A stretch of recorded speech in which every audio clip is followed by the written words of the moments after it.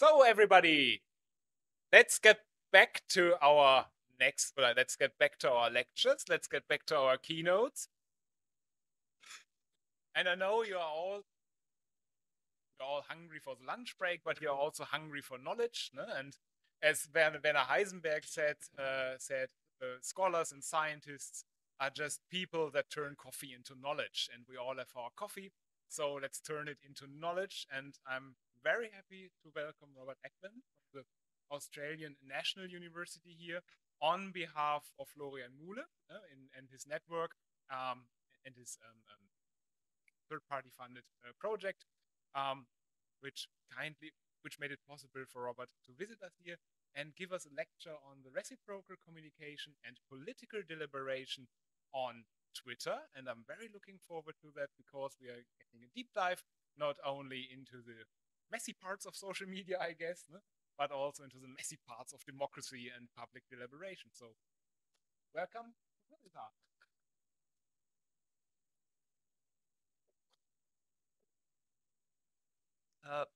Okay, hello everyone. Firstly, I'd like to say vielen Dank to the organisers of the workshop, and in particular to my colleague and friend Florian. And it's because of Florian that I am here in Germany today. It's been. I'll talk more about the kind of what's led to me being here and the context of the project that I'm working on, that I'm presenting to you about today. But I firstly also wanted to say apologies that my German language skills preclude me from participating more fully in the workshop today. But as I commented to Florian yesterday, Florian and his colleagues at Bielefeld University did not get me involved in the Volkswagen Stiftung funded project because of my linguistic skills. I'm here because of other skills, and I'll be presenting on those skills and interests today. So, what are those skills that I think that led to me being a part of being?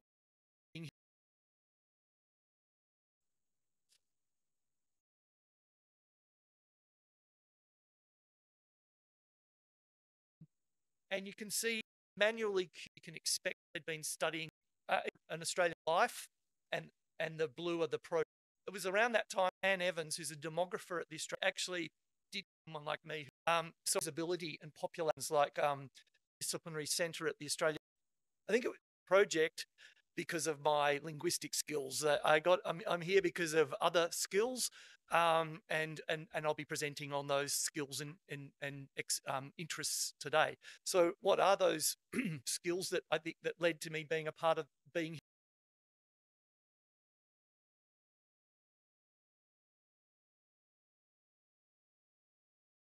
I think it's an opportunity for me to give you just a very brief background on who I am and kind of what I do.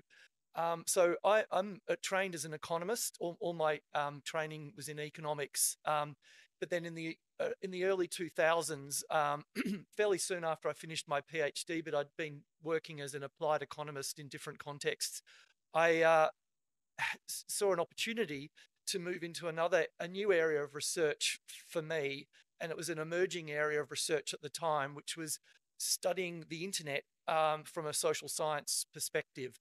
And so I was a part of an interdisciplinary centre at the Australian National University, where I still am today. And there was a colleague, a political scientist colleague, Rachel Gibson, who's now at the University of Manchester.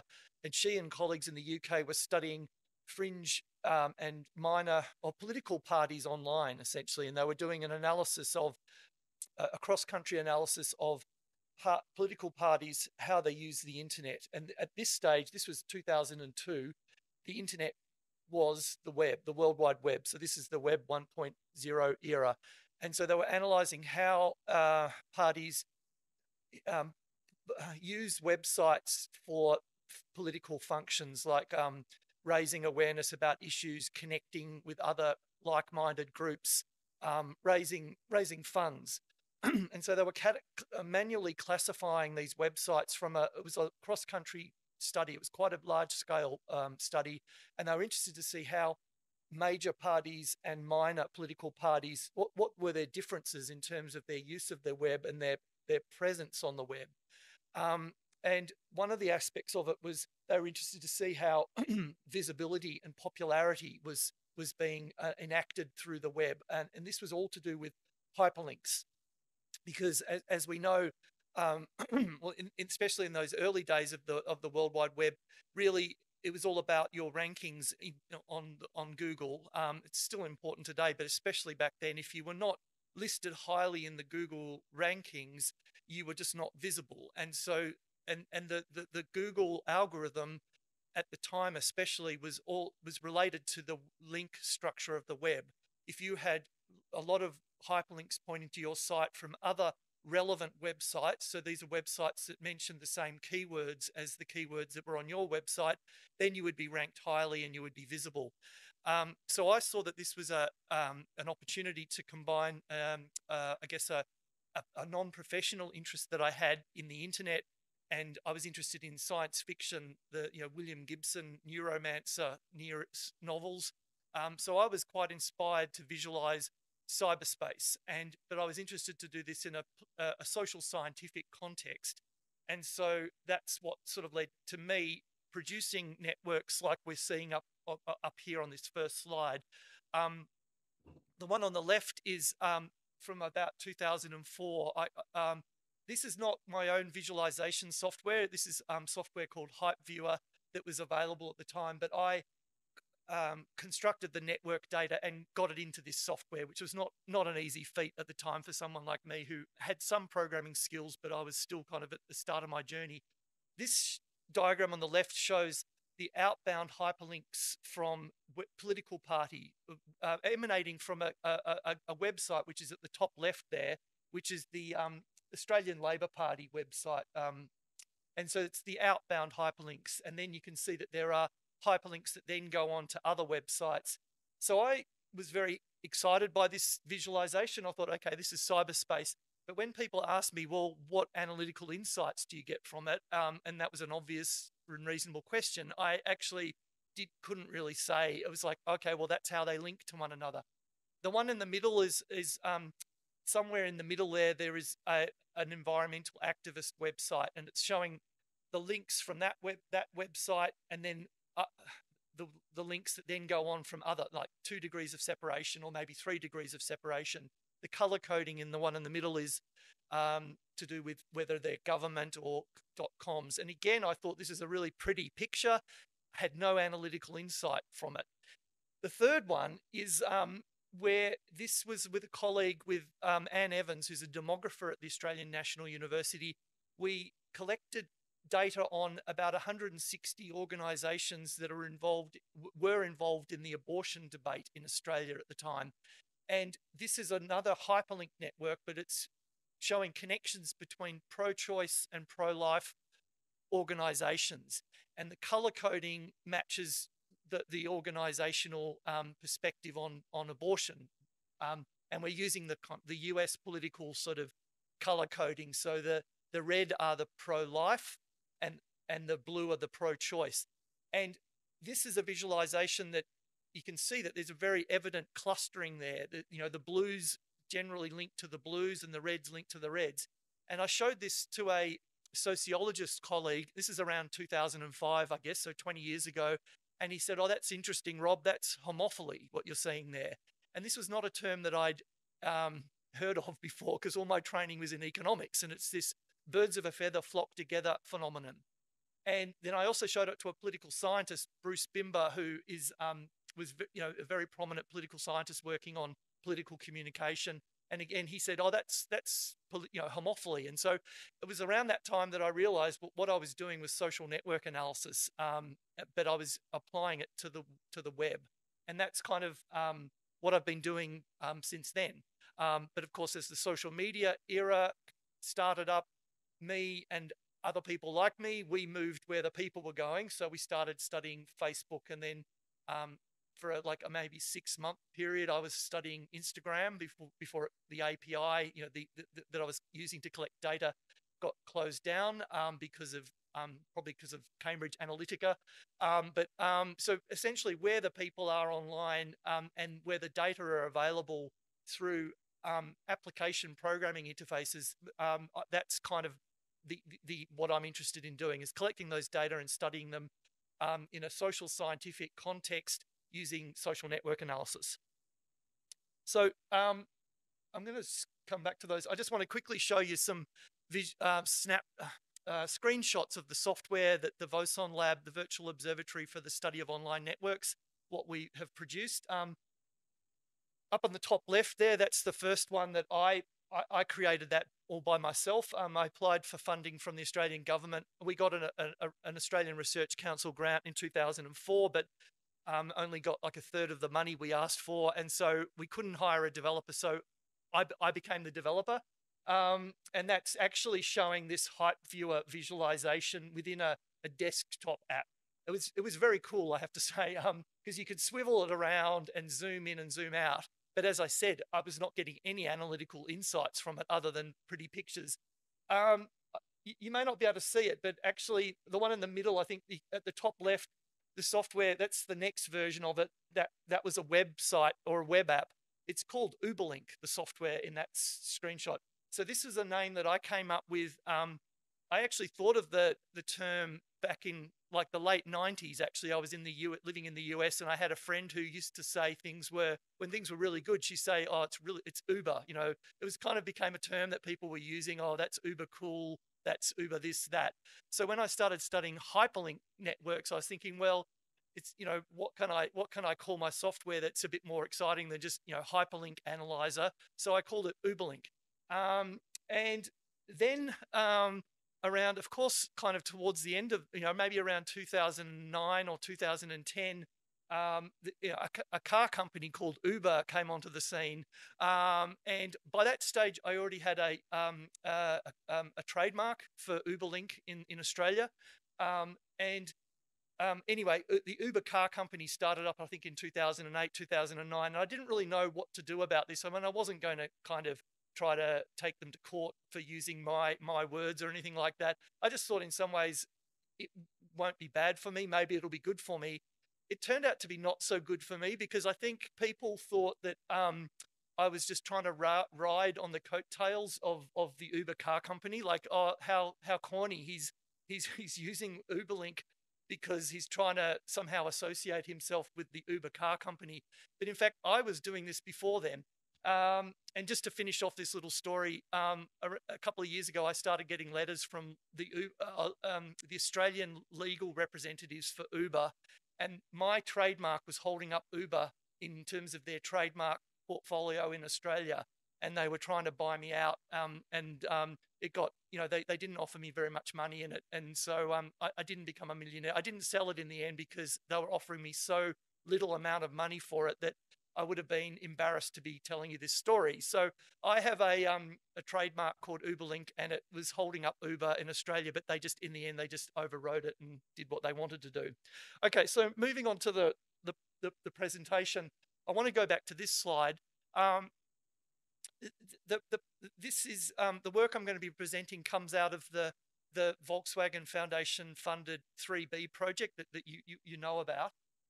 This is for me, it's a very exciting thing because it's a progression from what was an initial correspondence between Florian and a colleague, Tim Graham, and I. We were co-editing a book chapter. We were writing book chapters for an edited series, and we reviewed Florian's chapter. Florian reviewed ours. And we thought, okay, what each side is doing is interesting. Let's see how we can maybe collaborate. And that led to a German academic exchange funded and a Universities Australia funded grant that meant that Florian came to Australia, and then Tim and I came out to Germany. And then that then led on to this our involvement in the Volkswagen Foundation project. And for me, it's an exciting thing because it's kind of it's what academia is about, is you're meant to sort of explore opportunities for collaboration, and you sort of tend to figure out pretty quickly whether things are working or not. But this is, for me, has been a great collaboration. So thanks again, Florian, for being exploring this and helping for us to be able to, you know, exploring the opportunities, and it's led to me presenting in front of you, and it's an exciting thing for me. So I think I don't need to dwell further. We took that photo just this morning, by the way, of Florian and me. And because I couldn't connect my phone to the Edger room, I had to actually take a screenshot of my phone. So the quality's not good. But anyway, it's I wanted to get Florian onto this and me onto this slide. In terms of the work I'm going to present now, it's related to, it's one of the projects within the 3B, the bigger project, and the colleagues involved in it are the Bielefeld colleagues on the left-hand side, that some of these people you might know.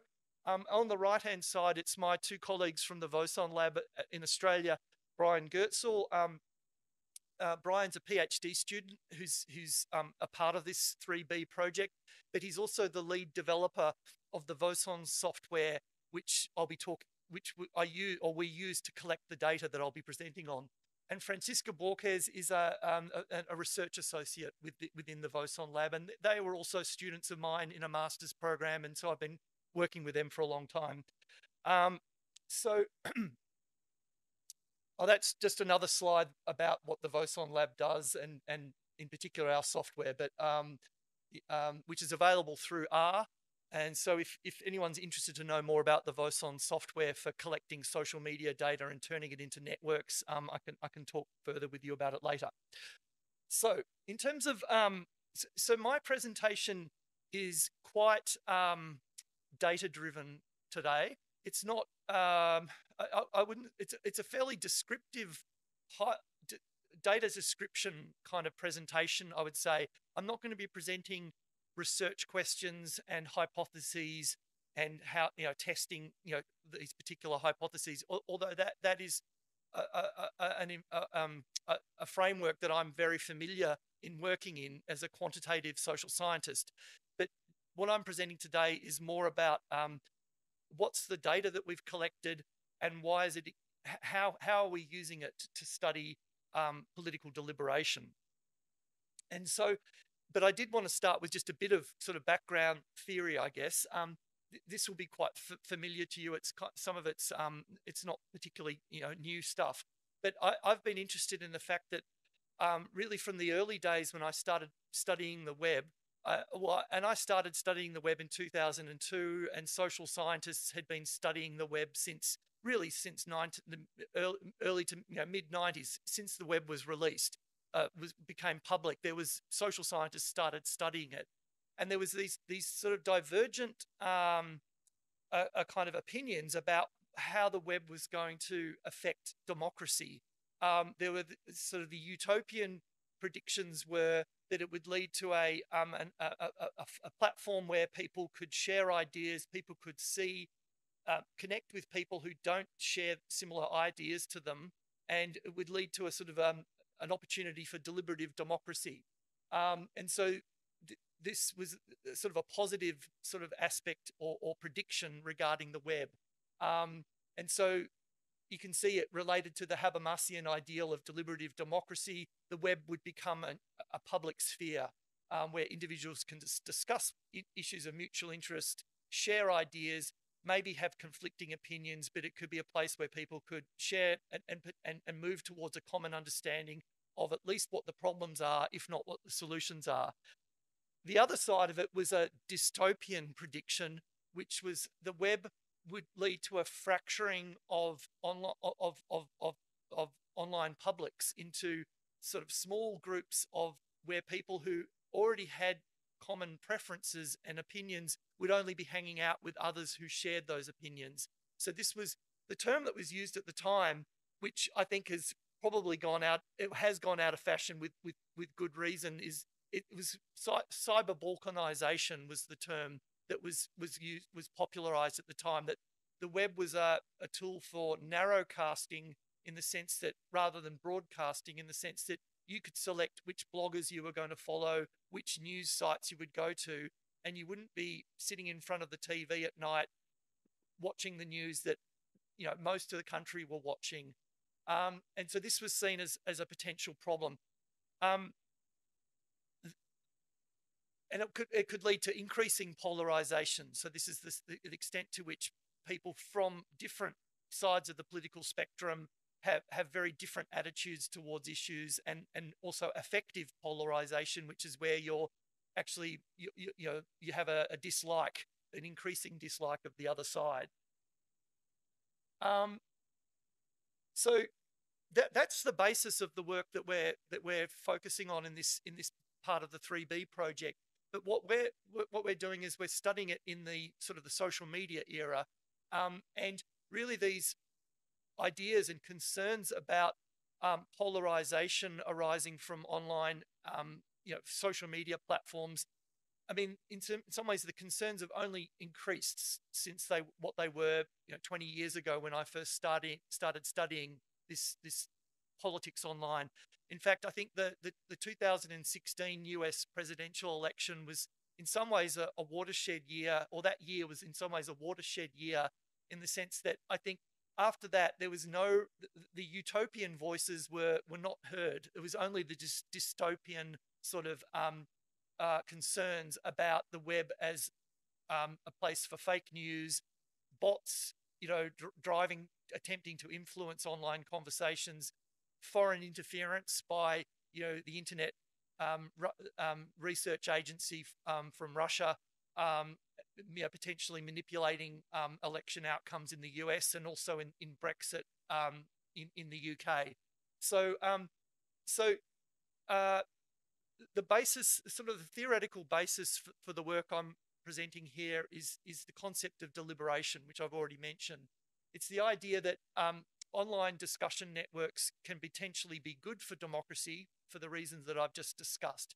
They can allow you to connect with people who don't share ideas. You can learn new things and potentially revise your attitudes in a positive way.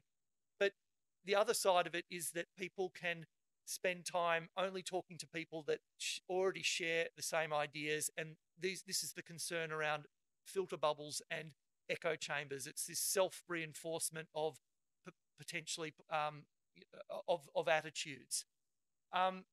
So deliberation theory, the idea behind that, and I'm aware that some of you will be quite familiar with this already, but the idea is that not all discussions count as deliberative.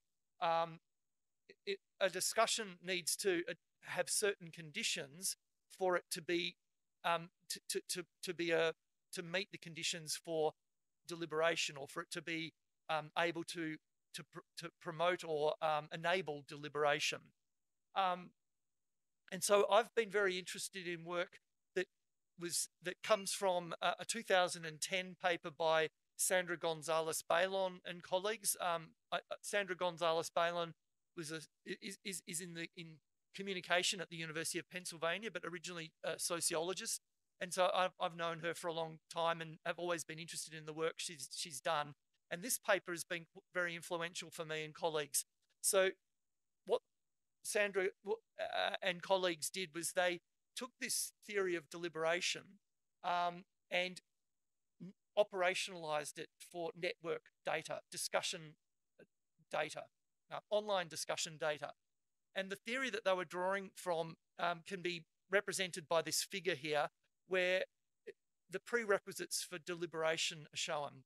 On the horizontal axis, we've got representation. And so the idea is that a discussion can involve a diverse number of voices, so people with different attitudes and different viewpoints, and that would be maximum, representation. So that would be on the right-hand side. On the other hand, if a discussion actually involves only people who already have the same attitudes and are saying the same thing, then that would be have very low representation. On the vertical axis, it's argumentation.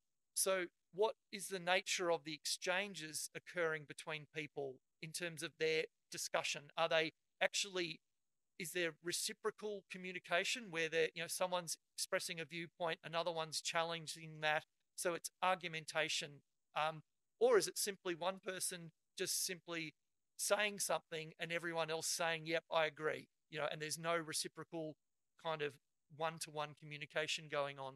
And so in this deliberation theory, the idea is that the zone which maximizes both representation and argumentation is where we can expect deliberation to be occurring.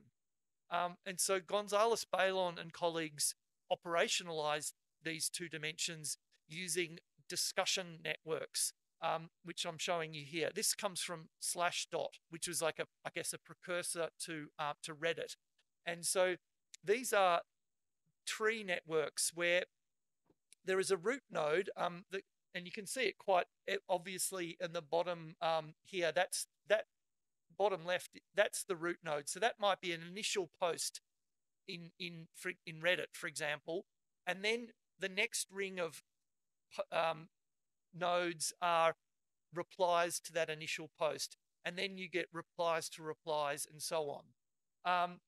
This can also be done for Twitter data, and that's what I'm presenting on today.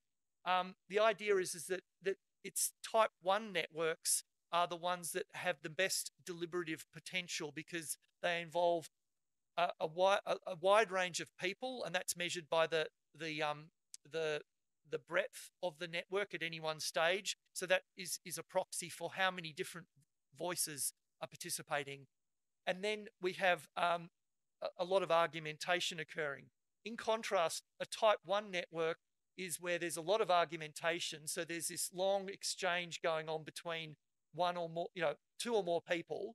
So there's a lot of argumentation, but actually there's not many people participating at any level of the network, of the discussion. In contrast, a type 4 network is where a lot of people have replied or posted a response to the initial post, but then there hasn't been any continued discussion or argumentation between the people. So my theoretical contribution at this stage is to say, I feel like type 1 is like the Goldilocks zone that we hear about in the context of xenoplanets, so planets in other solar systems, in the sense that there's a certain position with relative to a star where life can be supported. If it's too close to the star, there's not going to be life. If it's too far away, it's going to be too cold. So I'm sort of joking. This is not really a big theoretical innovation, but I think of this type 1 zone as being the Goldilocks zone. So how do we approach this with, and I'll keep an eye on the time here, with our data? So I'm going to be skipping through these slides quite quickly here, but the slides will be available if anyone would like to follow up on particular points. Firstly, the data set. This was the 2020 debate night data set is what we call it. So the first debate in the US presidential election of 2020, which was quite a famous debate because of, it was, there's a quote you can see there from Joe Biden. So what we did was during the debate and the 15 minutes before and 15 minutes after, we collected all of the tweets that included hashtags that were related to the debate or the election more generally, and that were authored during that period of time. So we call this the hashtag collection or the hashtag-based collection. And this is the way that people have often collected Twitter data sets. For the 2016 election, I collected a similar hashtag-based data set for the first debate. The innovation with this project is that we went beyond the hashtag collection to collect the conversations that were taking place. So we focused on 28,000 reply tweets that were contained within the 2.3 million tweets that included these hashtags. Most, as always with Twitter, 60% of the tweets were retweets.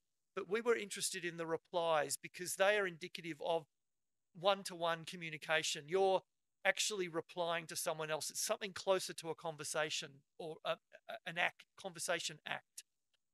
So what we did then is we used software that from the Voson lab that was specially created for this purpose, that made use of the version 2 API from Twitter to collect the conversations that each of these 28,000 reply tweets were a part of. So if someone replied during the debate and they used one of our hashtags, then we were able to find the trees the conversation trees that reply were a part.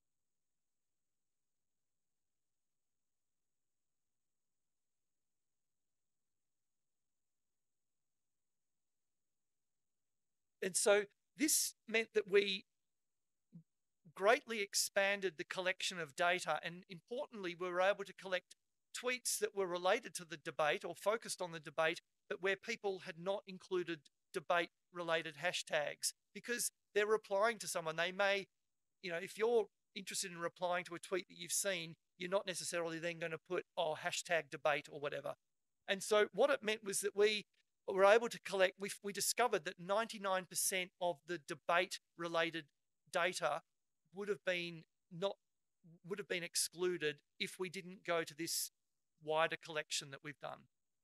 And so in terms of the data that we have, this diagram here is showing the frequency counts of the lengths of reply chains. So a reply chain is what we see here in red. That's an individual reply chain that's been extracted from this wider reply tree.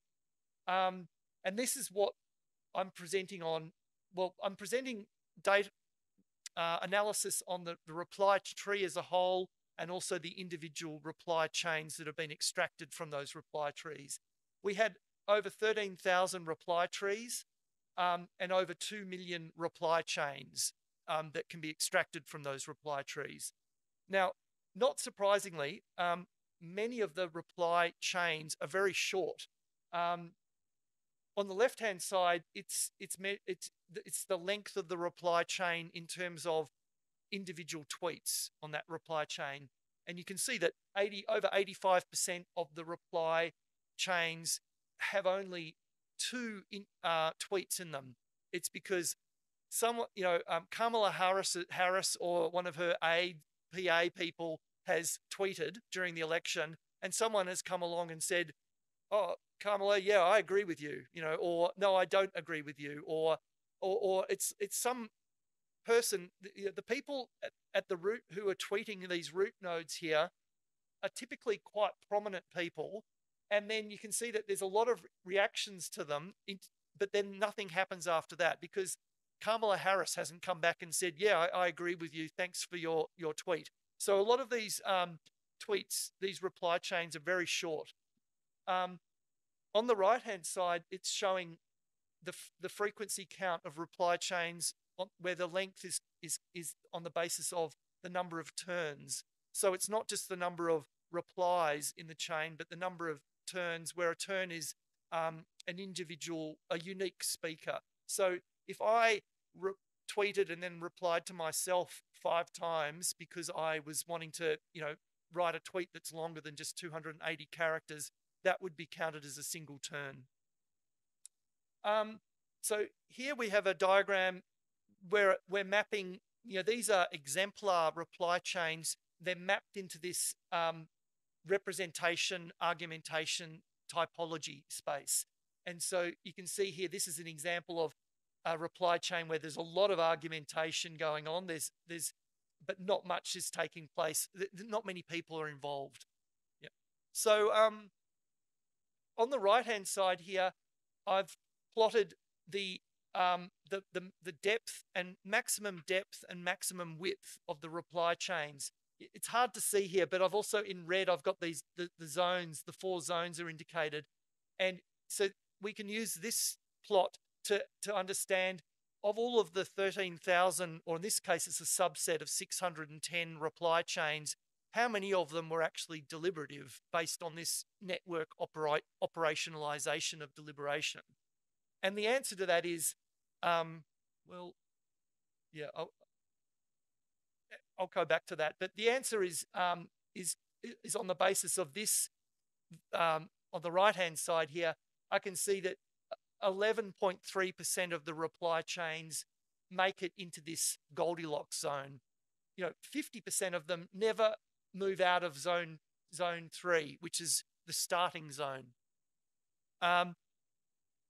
So moving back a couple of slides, the other thing that we were interested in this research was to understand how partisanship, political partisanship, is relevant to deliberation. Again, I don't have any sort of high-level research questions other than, is there some difference between reply chains that feature a lot of partisan actors in terms of the deliberative quality of that reply, of the interactions, versus reply chains that maybe have a greater mixture of partisan actors, so both right and left, versus reply chains where they're predominantly from the right or predominantly from the left. And so to do this analysis, we need to label Twitter users with their political stance. So are they likely to be a Democrat supporter or a Republican supporter? And without going into the details, we needed to do this in a scalable way because we had, I think, 1 million Twitter users. So we can't be kind of manually classifying them. There are different approaches for this. I've mentioned 3 on this slide, but I don't mention machine learning is also being used for exactly this. Machine learning is being used for labeling data sets, including labeling political partisanship based on what people are writing and saying. We use this partisan hashtags approach here, which is quite simplistic, but it involves manually curating a set of hashtags such that it's very unlikely that someone tweeting with, okay, we can see them on this slide here. It's very unlikely that someone tweeting vote him out or dump Trump or Biden Harris to save America. If people use those hashtags, they're likely to be Democrat supporters, and we can see the right-wing support hashtags below. Now, an obvious problem with this approach is that people will use hashtags in ironic ways. It's not uncommon to see someone writing or during that election to see someone writing an anti-Trump tweet, and then they finish off with "Make America Great Again" because they're being ironic. So this does not account for that approach. Humorous usage of hashtags. Also, some people will use hashtags from the other political side because they're trying to pick fights and get the attention of people from the other side. So, putting that sort of data quality issue to the side conveniently, this technique allows me to then label these reply trees kind of a mixture of partisan actors. And so you can see here, this allows me to make statements like,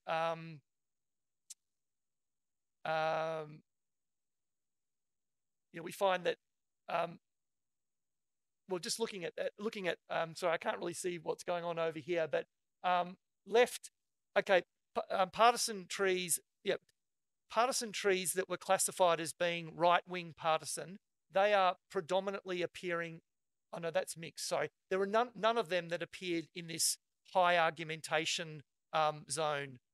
The main point from this is that those partisan trees that were classified as being mixed, in the sense that they had a relative balance of partisan actors, they were predominantly appearing in this zone down here, like nearly 50% of them appeared here. And that means that there was a lot of representation, so quite a lot of people were participating, but there was not much ongoing exchange between them. So that's kind of already an insight into deliberation that was occurring at this time during this debate using this technique. So I'm going to skip over the key findings and move on to the dynamic analysis, because I want to give you I'm conscious of the time, and I want to give you kind of a good overview of what we've done on this work. So this analysis here is static in the sense that it's showing the reply trees at the end of all of the activity. What did they look like? Where did they reach in this deliberation sort of space? the thing is that because we have timestamps for the tweets, we know we can look at the dynamic evolution of these pathways. And so that's what we do in this here. There's actually a movie here that's not showing because it's a PDF, but essentially it's showing, this slide is showing that, well, this is actually how it looks at the end point. But maybe I'll focus on this slide here. This is showing the time pathway of each of these reply trees. And the bottom right-hand side, I'm selecting just a handful of them, of ones that are kind of quite interesting. So for example, this is one that went straight up very quickly up into this high argumentation zone. In contrast, there's one over here that sort of went very broad and then never went deep. While we have one here that went broad to begin with, like a lot of people got involved in the discussion, but then argumentation also occurred. And so it made its way into this deliberation zone. These are the tweets that were inspiring, or the root nodes of two of these trajectories, or two of these reply trees. This one on the left here is a tweet by Kirsten Clark, who is from the Justice Department. I think that's what JD stands for, but a politically, obviously a politically oriented public official. And it's to do with the Charlottesville hate rally. And this got a lot of argumentation. In contrast, this one over here is by the Democrat Senator, AOC, and this was about, it's an anti-Trump tweet. Okay. I'm going to skip over this. This is clustering analysis of the deliberation trajectories. And I want to finish off by talking about, in terms of time, is it okay if I've got like a few more minutes? Yeah, good.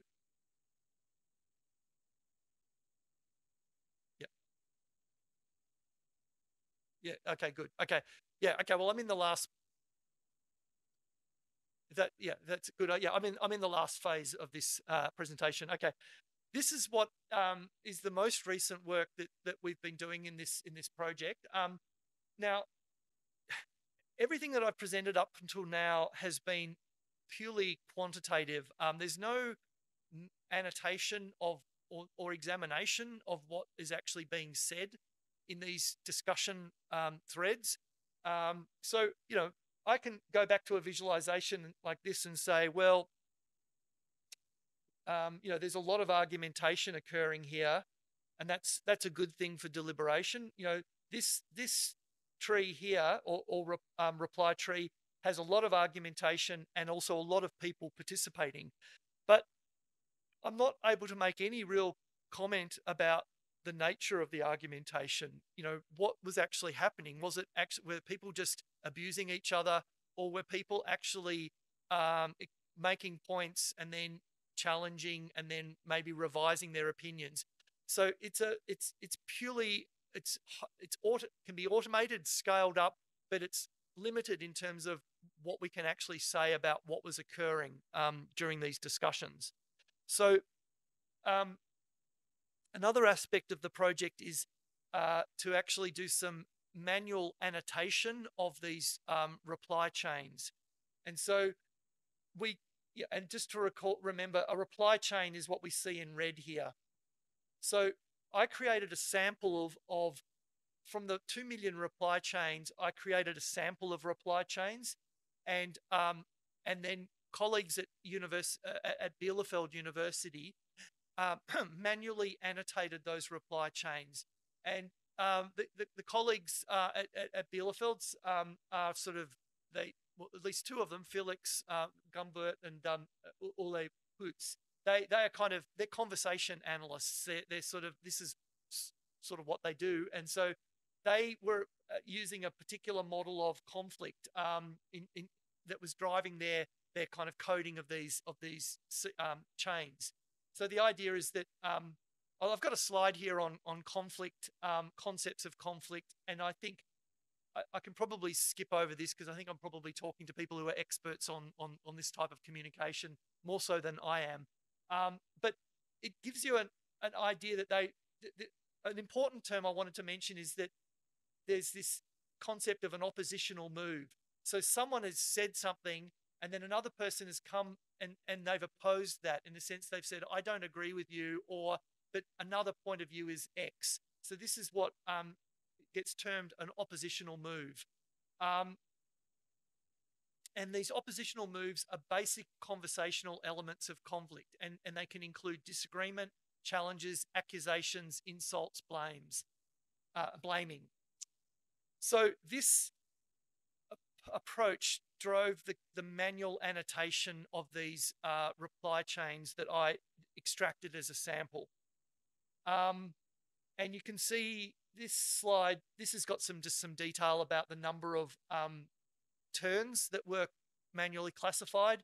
It was over 3,000 in the end, authored by over 1,000 unique Twitter users. And so our final set was of 309 reply chains. And the length of these reply chains range from 2 to 71. And you can see down here, this is a plot showing.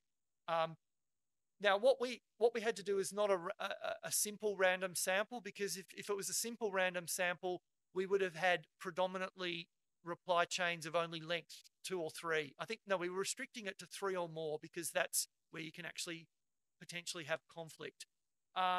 So we had a purposeful sampling approach that meant that we were oversampling longer reply chains, because we were interested in getting at those sort of longer exchanges rather than just analyzing reply chains of 3 turns.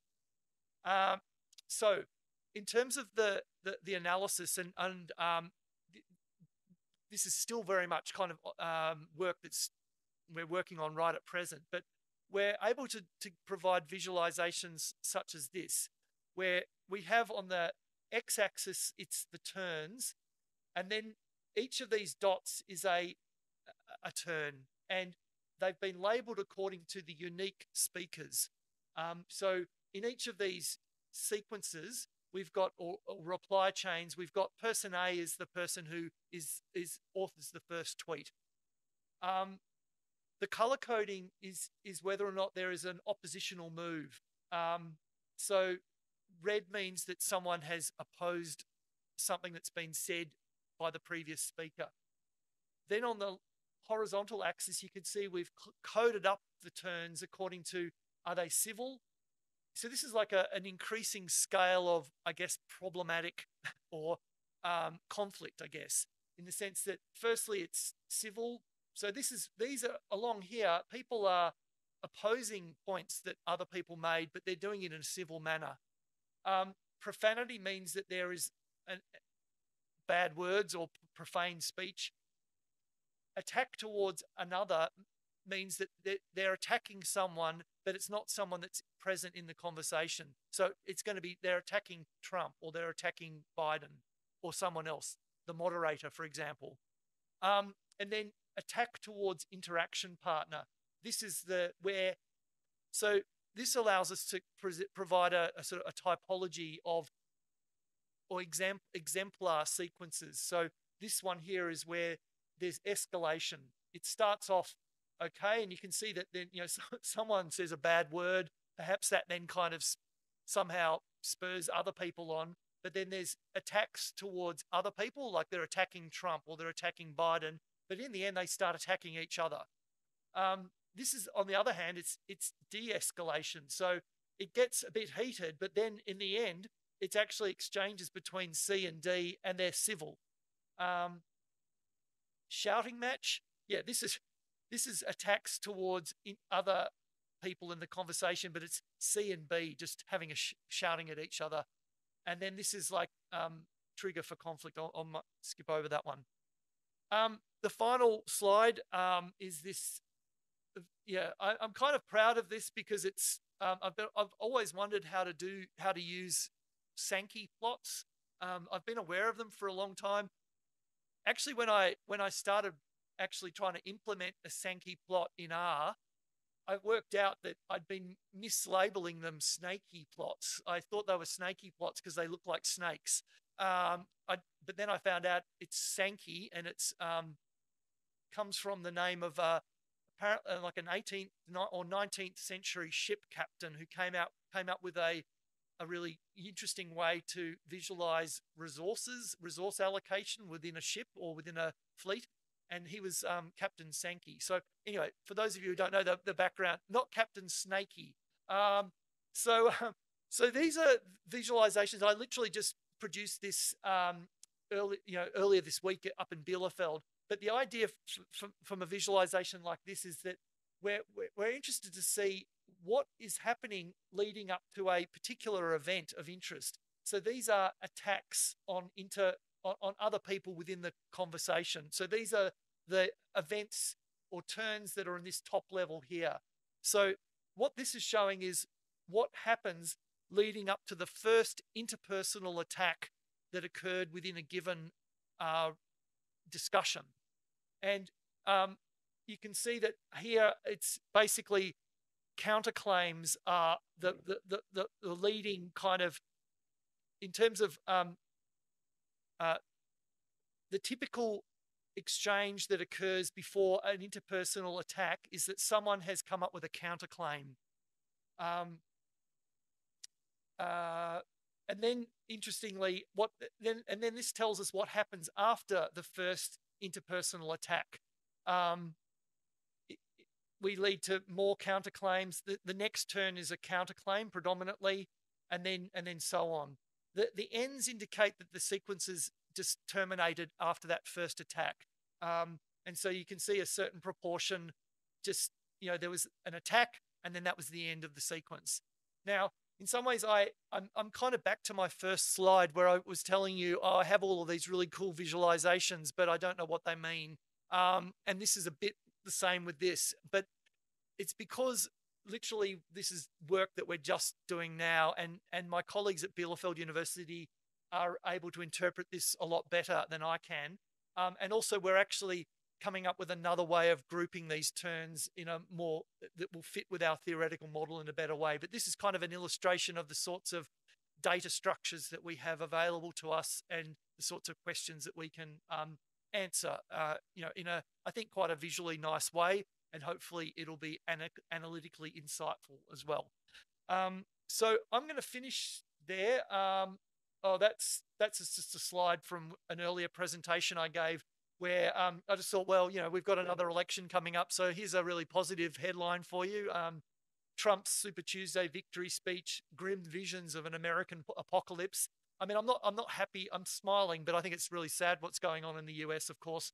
But if you do want to have a laugh, for those, if you've never seen this exchange between Marjorie Taylor Greene, who's a firebrand Republican senator, I think, and she gets asked by a UK reporter about conspiracy theories, and the UK reporter is famous. I can't recall her name, but she is the one that there's a movie about her and this interview that her and Prince Andrew had, like a disastrous interview, and it's Gillian Anderson plays this reporter. But anyway, this is a really quite. I'm not going to click on the link, even if I could, because it's there are some bad words in there, but it's quite amusing. So if you're depressed by the headline on the left, have a look at the one on the right, and that might bring a smile. Anyway, thank you for your attention, and I look forward to hearing